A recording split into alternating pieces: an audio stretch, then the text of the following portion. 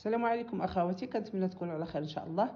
اليوم غنوجدوا هذا المكون هذا. كيف كتشوفوا الاغلبيه ديال الناس ما كيعرفوش شنو هذا هو الترفاس لي تروف، وبالعربيه الفصحى سميتو الكمأه. الاغلبيه ما كيعرفوش كيفاش يطيبوه. انا غادي نوجدوا معكم ندير واحد المقيله ديال الترفاس، غادي نمشيو نقيوه ونغسلوه، ومن بعد نتلاقاو ان شاء الله باش تشوفوا الطريقه. كناخذوا الترفاس كنغسلوه مزيان بالشتاء، ونحاولوا نقيو هكا ديك الحموريه اللي كتبان لكم راه رمله، هذيك اللي داخله في وسط الترفاس نقيوه مزيان حتى كنحيدوا له القشره ونحيدوا ديك الرمله الحموريه اللي كتبان. صافي كنقطعوا دوائر في المقيله، ونضيفوا واحد 2 معالق ديال زبده بلديه اولا زبده روميه الحيوانيه ماشي نباتيه، المهم ما تكونش نباتيه.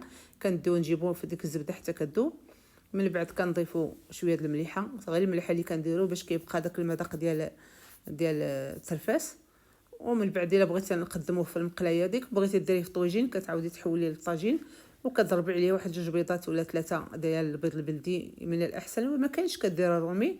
صافي وكتقدميه هكا بالصحه والراحه. كنتمنى تجربوه هنا الاعجاب ديالكم. الى اللقاء في شيء اخرى ان شاء الله.